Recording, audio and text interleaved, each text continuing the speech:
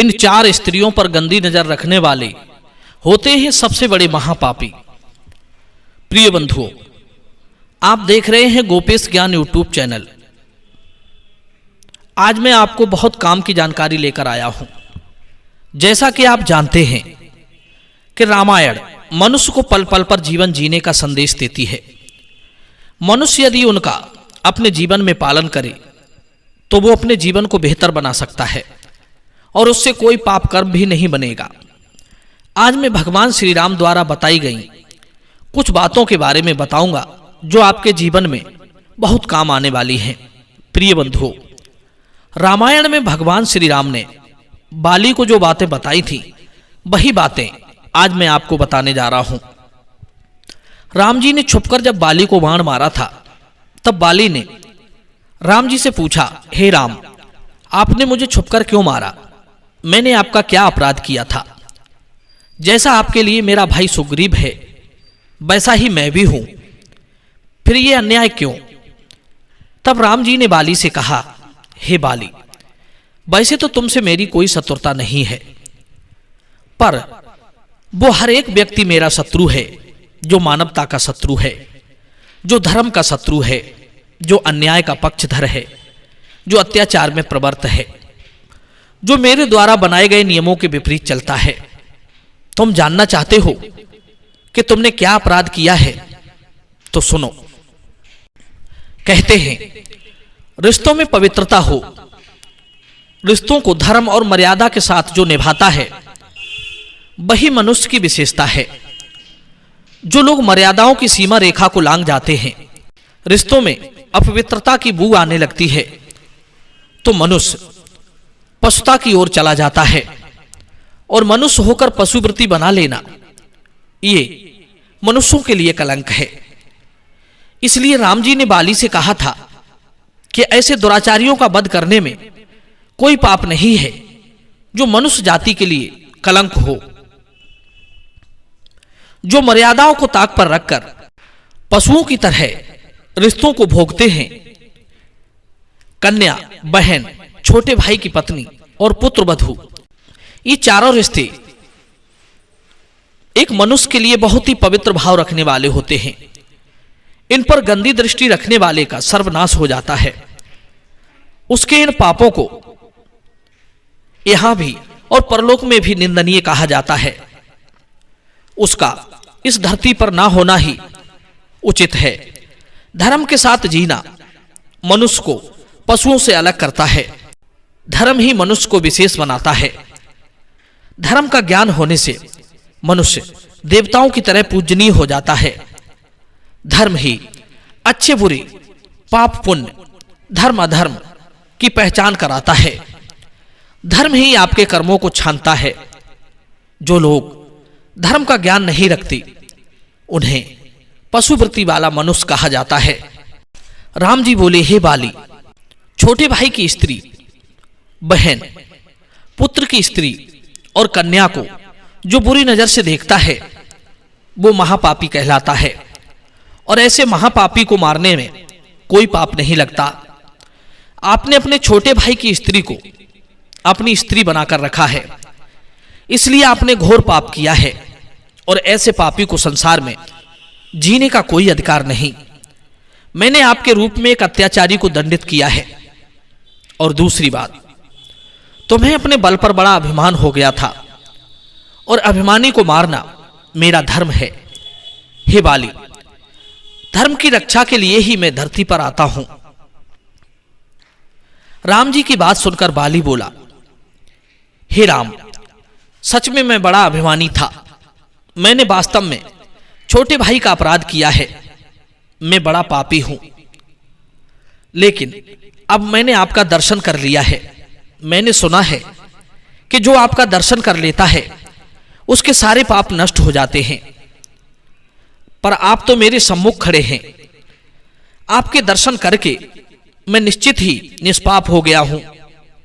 अब मुझे ऐसा वरदान दीजिए कि कर्म बस मैं जिस योनि में जन्म लूं वहां भी आपका स्मरण बना रहे।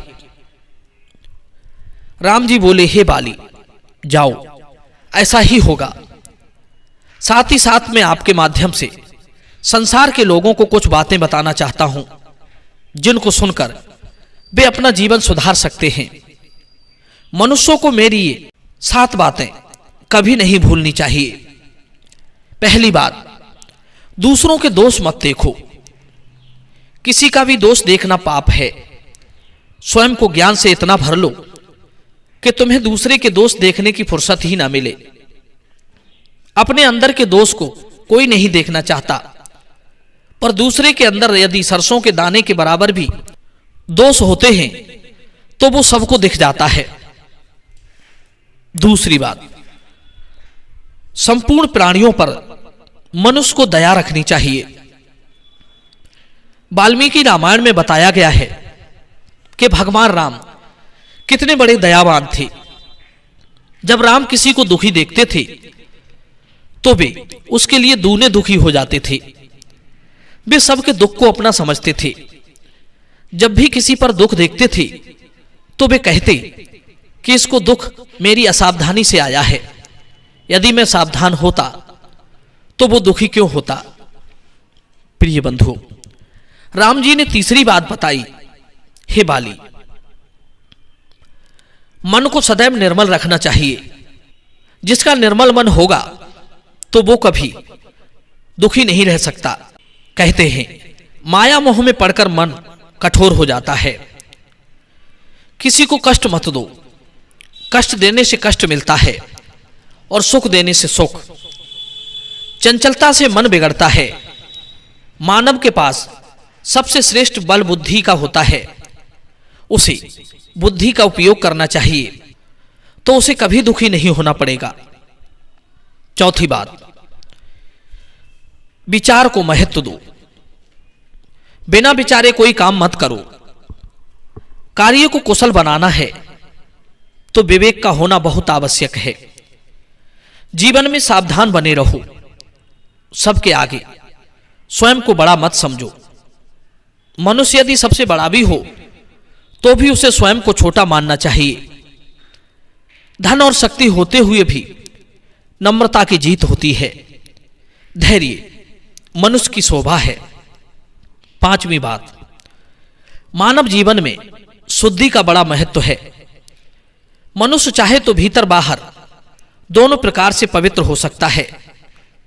जो मनुष्य मन वचन और कर्म से पवित्र है उस पर भगवान की विशेष कृपा बनी रहती है। मनुष्य बनना बहुत अच्छी बात है और उससे भी ज्यादा अच्छी बात है कि अपने दोष को मिटाकर पवित्र हो जाना। पवित्र होते ही आपके पास शांति स्वयं आ जाती है। छठवीं बात, शक्ति का दुरुपयोग नहीं करना चाहिए।